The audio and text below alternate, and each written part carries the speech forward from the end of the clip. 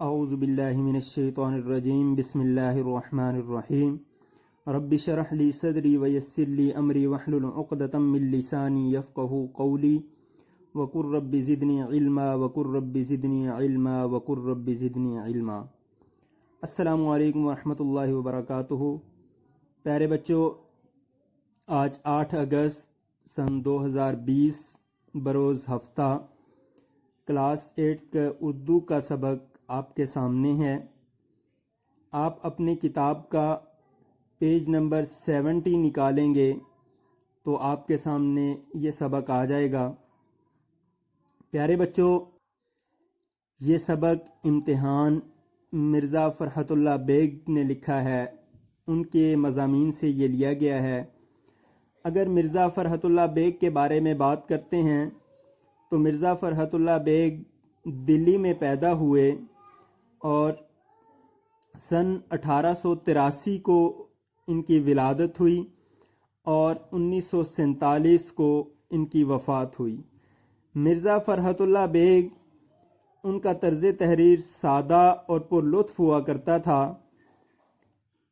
رشید احمد صدیقی وہ فرماتے ہیں کہ فرحت کے اسلوب کی نمایاں خوبی فکروں کا اختصار تھا، یعنی کہ وہ فکرے بہت چھوٹے چھوٹے لکھا کرتے تھے اور ان کے فکروں کے اندر ایک ایسا تسلسل ہوتا تھا جو ایک جادو کو جگا دیتا تھا۔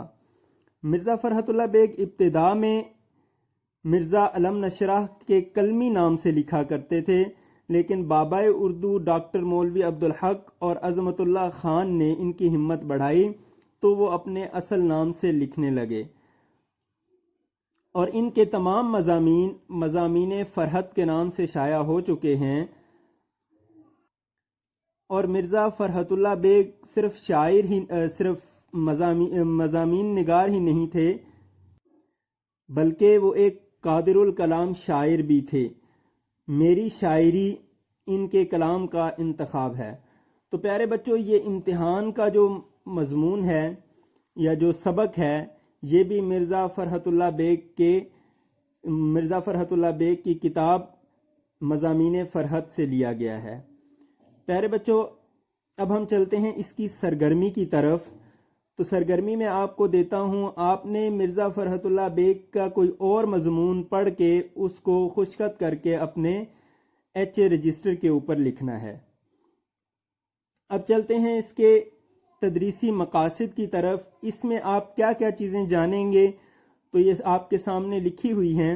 نمبر 1، طنز و مزاح کے معنی اور مفہوم سے آپ کو آگاہی حاصل ہوگی، اور نمبر 2، تعلیم و تدریس میں امتحان کی اہمیت سے روشناس آپ ہو سکیں گے کہ امتحان کیوں ضروری ہے۔ جب آپ پڑھ رہے ہیں، جب آپ سیکھ رہے ہیں کچھ، اسکول میں آ کر آپ جو ہے وہ سلیبس پڑھ رہے ہیں، تو اس کا جب امتحان لیا جاتا ہے تو اس کی کیا اہمیت ہوتی ہے۔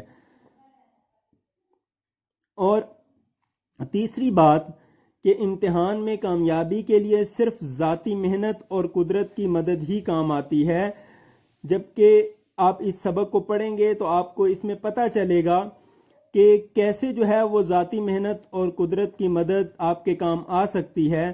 اور چوتھی اور آخری بات کہ ناجائز ذرائع سے امتحان میں کامیابی کے حصول کے خواہش مند طلباء کو شرمندگی کے سوا کچھ حاصل نہیں ہوتا۔ تو یہ 4 چیزیں آپ جو ہے وہ اس امتحان کے سبق میں اس سے آگاہ ہو پائیں گے۔ اب چلتے ہیں اس سبق کی طرف۔ تو اس سبق کا مضمون یا اس سبق کا جو لب لباب ہے وہ کچھ اس طرح سے ہے کہ مرزا فرحت اللہ بیگ کہتے ہیں کہ لوگ امتحان کے نام سے گھبراتے ہیں، لیکن مجھے ان کے گھبرانے پر ہنسی آتی ہے۔ اس میں جو طالب علم یا اس میں جو امتحان دینے والا آپ کو دکھایا گیا ہے، اس کی یہی خواہش ہوتی ہے کہ کسی طریقے سے کسی دوسرے کی مدد سے میں اس امتحان میں کامیابی حاصل کر لوں۔ اب دوسرے کی مدد سے کس طرح امتحان میں کامیابی حاصل کی جاتی ہے؟ یا تو وہ چیٹنگ کے ذریعے کرنا چاہتے ہیں، یا وہ اپنے گھر سے کچھ لکھ کر لے آتے ہیں اور اس کو چھپا لیا جاتا ہے اور امتحان گاہ کے اندر آ کر اس سے مدد حاصل کرتے ہیں، یا تیسری چیز یہ ہوتی ہے کہ کسی کام کرنے والے کو ہم پیسے دے کر یا کوئی رشوت دے کر وہ پرچہ لیک آؤٹ کروا لیتے ہیں، وہ پرچہ ہم اپنے تک پہنچا لیتے ہیں، پھر اس سے تیاری کر کے ہم امتحان میں بیٹھ جاتے ہیں۔ تو اس سبق میں بھی اس طالب علم نے کچھ اسی طرح سے کیا کہ وہ امتحان کو اپنے لیے کوئی ضروری قرار نہیں دے رہا تھا۔ وہ یہ کہتا تھا کہ بھئی امتحان کون سی کوئی اتنی بڑی چیز ہے کہ لوگ اس سے گھبرا جاتے ہیں کہ پتہ نہیں کیا ہوگا، امتحان آتا ہے ہم پرچے کسی سے منگوا لیں گے یا دوستوں اور ہم جماعتوں سے مدد حاصل کر لیں گے یا کوئی اور طریقہ اختیار کر کے ہم امتحان میں پاس ہو جائیں گے۔ تو جب وہ امتحان دینے کے لیے بیٹھتا ہے تو اب ایسی کوئی بھی سہولت اس کو میسر نہیں آتی جس سے وہ امتحان پرچے کے اندر لکھ سکے۔ بالآخر جب اس کا رزلٹ آتا ہے تو وہ بچہ فیل ہو جاتا ہے، اور پھر اس کا باپ، اس کا والد اس کو سمجھاتا ہے، اس کو تسلی دیتا ہے کہ کوئی بات نہیں، سال کے اندر امتحان کئی دفعہ آتا ہے، اگر ایک امتحان میں تم فیل ہو گئے تو اگلے امتحان میں محنت کر کے تم پاس ہو سکتے ہو۔ تو پیارے بچوں، جب تک ہم امتحان کی تیاری خود نہیں کریں گے تو اسی طرح کے شرمندگی والے کیس، شرمندگی والی صورتحال سے ہمیں نمٹنا پڑے گا۔ تو اس بچے نے بھی اسی طرح کیا کہ کبھی گارڈ سے اٹھ کے پوچھ رہا ہے، کبھی کسی سے پوچھ رہا ہے، ہر وقت ہر لمحے اس کو شرمندگی کا احساس ہو رہا ہے کہ کاش میں اس وقت محنت کر لیتا تو آج مجھے پرچے میں دیے گئے سارے سوالات آ رہے ہوتے اور میں اس کا جواب لکھ رہا ہوتا۔ لیکن چونکہ امتحان آنے سے پہلے اس نے ایسی کوئی تیاری نہیں کی تھی، تو اس سبق کے اندر اس کے امتحان دینے کی ساری رودات کو بیان کیا گیا ہے۔ آپ نے اس سبق کو اچھے طریقے سے یکسوئی کے ساتھ بیٹھ کر کے آپ نے پڑھنا ہے، تو آپ کو سمجھ آئے گی کہ یہ لڑکا جس نے امتحان کی تیاری نہیں کی اور اپنے وقت کو ضائع کیا، اپنے وقت کو کام میں نہیں لایا، اس کے لیے کتنی بڑی مشکل اس وقت سامنے آ گئی جب اس کے ہاتھ میں کمرہ امتحان میں پیپر آیا تو اب اس کو اس پیپر میں سے کوئی سوال نہیں آتا تھا۔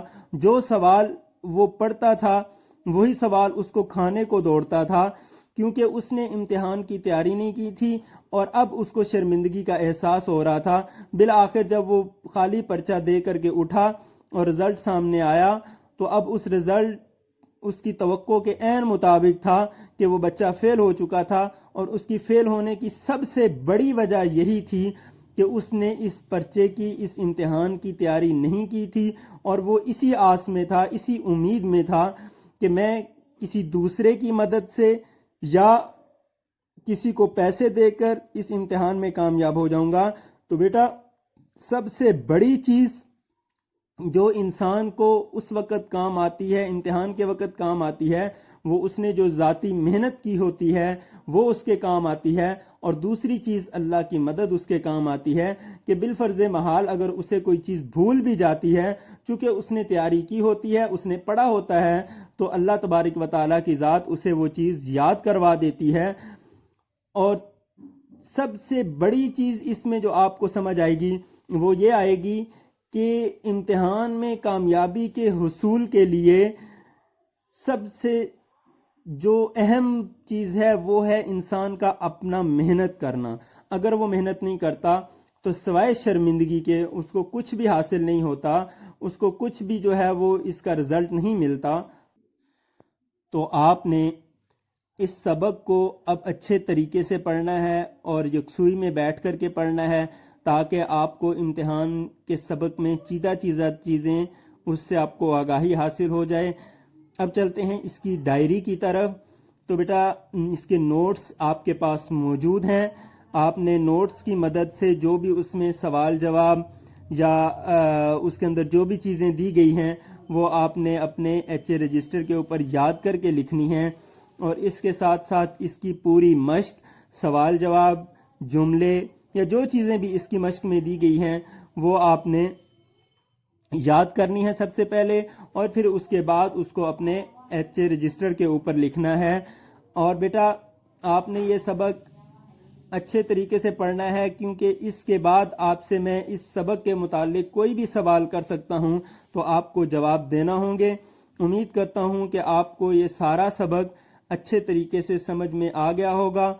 پھر بھی اگر آپ کا کوئی سوال ہے تو آپ وہ پوچھ سکتے ہیں، انشاءاللہ آپ کو اس کا جواب دیا جائے گا۔